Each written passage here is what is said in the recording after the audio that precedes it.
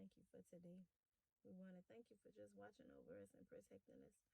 We want to thank you for love. We want to thank you for life. We want to thank you for another opportunity.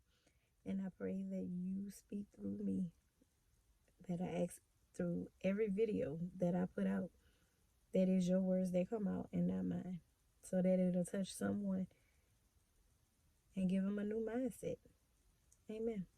This video, I'm going to talk about fears. I say all my videos are going to be short, but I think this one is going to be short because I'm going to get straight to the point. So I have a few fears that I'm just going to put out there and take my mask off, because we all fear something. So with my fears, I was afraid of being alone. I was afraid that I would be a single parent. I was afraid of divorce. I was afraid of change. I was afraid of change. Like anything, I don't care what it was, I didn't like change. I was afraid of it.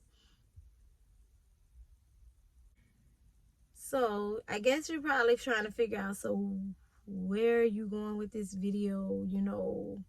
Are you still afraid? Do you still have those same fears? No. Once I started walking with God and my relationship got where it's at now, which I'm striving for more, like I'm not settled at this level, like I want more. So ever since then, I fear God. I fear his word. And that's another reason. And with that, I stumbled across two scriptures, and I'm going to insert those also, like a little screenshot or something like that, give you a chance to read it. But the first one is Proverbs 1 and verse 7.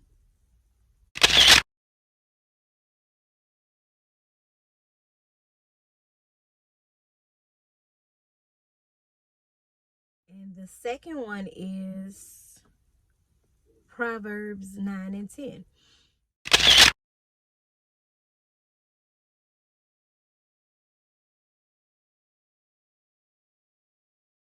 You pretty much shouldn't fear nobody but God.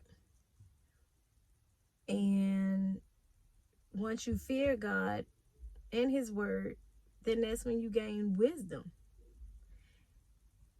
And that's where I'm at now. I even had this conversation with BJ, and I told him, like every marriage, we have issues and things of that nature. And I've said things to hurt him in the past and vice versa. And I mean, we've been together since I was in my senior year, his freshman year in college. So we've been together since like 2005. That's a long time. So of course, everything just wasn't Skittles falling from a rainbow, gumdrops, and cotton candy. Nope, it wasn't. I'm not even gonna sit on this camera and sit in this car and lie and be like, we've been perfect. Nope. I cannot do it. But I told him, I was like, yeah, I realize I've done a lot of things to hurt you in the past. I was like, but you don't have to worry about any of that now, because I don't want to hurt God. I don't want to hurt God for several reasons. But the two that I'm going to talk about on here is, I don't want to hurt God, because he did way too much for me. He brought me out of a mess and came to me. I realized today, while I was in a mess, I always said, God will meet you in your mess, but all you have to do is go to him. I was in a mess, and God has came to my rescue several times, and I didn't even realize it until today. And I was like, oh wow. Like, I remember this situation, and I wasn't even calling on him.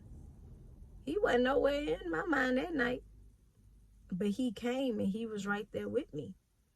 So yeah, even though that situation ended the way it did, it could have ended a whole lot worse if he wasn't there.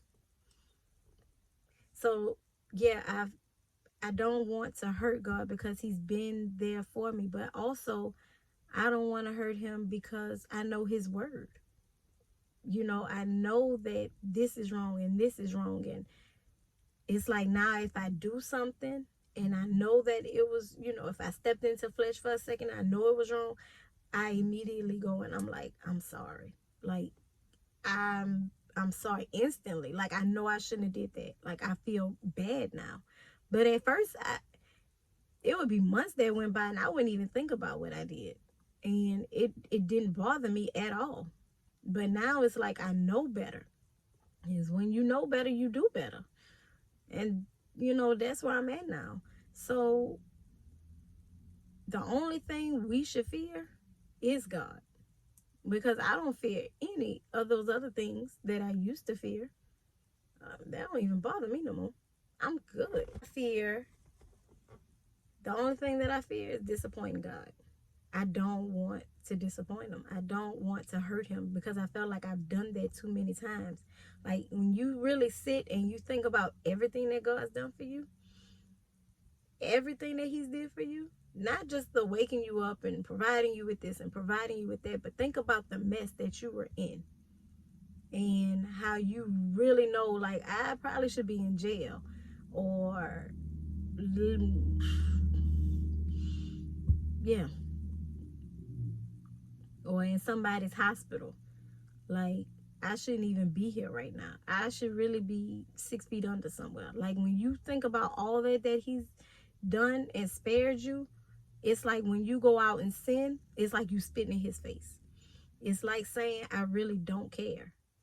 So that's why it's so important that I walk and I keep focused on him so that I won't disappoint him. But then the word also says that we all sin and fall short. So he knows that we're going to sin, but the only thing is, are you going to stay in that sin? I told my husband, I was like, it's like when you look at it with a diet. Like you could be doing really good on this diet, like Monday through Friday, you straight vegetables and fruit. But then you get a little taste of that burger and then you feel bad about it. So what do?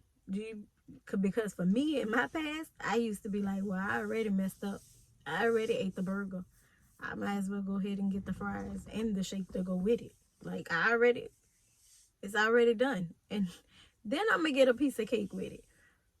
Or do you realize I messed up?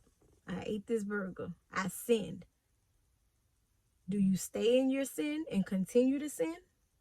Or do you go to God and tell him, look, I'm sorry? So do you continue to eat the bad food? And then 2 weeks later, when them pants don't fit, you still looking sad trying to figure out why? Because you continue to eat everything you weren't supposed to eat. Now you're looking crazy. Or when you sin, do you realize I sin? Now I gotta go to God and get back on the right track.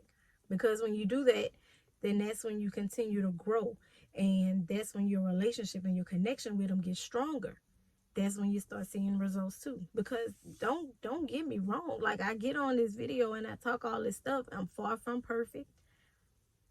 Far from perfect. And the more videos I put out, you're gonna see just how imperfect I am. From my past up till now. It's about, like I said, I'm exposing myself. I'm taking my mask off. Now, like I said, my journey, my story may not be as bad, but it's still my testimony.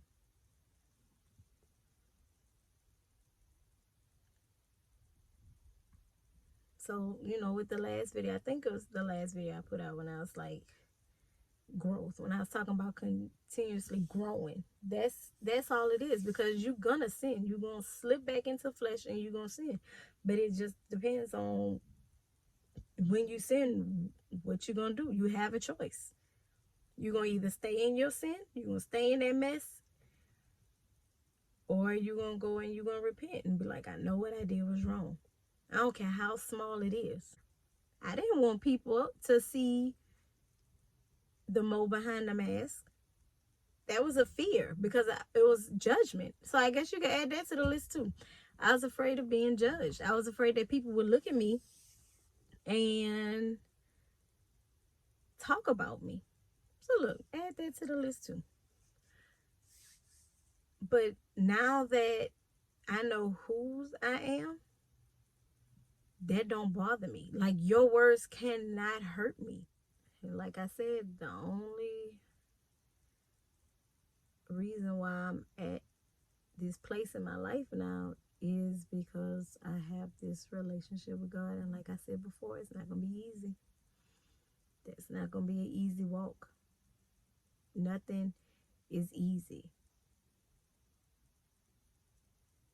Anything worth having, I feel like it comes with like a fight. Like when you purchase a house, you don't just go and you're like, I want this house, and then it's yours the next day. No, it's so much paperwork and all this stuff that they gotta pull, and it has you second guessing, like, do I even want it? When you go to get a car, usually you're at the dealership for a while, waiting and waiting and waiting. And if you're impatient like me, you be like, do I even really want this car? Childbirth. You go through 9 months of pain and everything before you even get to hold your baby in your arms. It's not just given to you. So you cannot just wake up one day and like, I want a relationship with God. Come on. Come be my friend. Nope, you about to have test after test, storm after storm. It just depends on how bad you want it.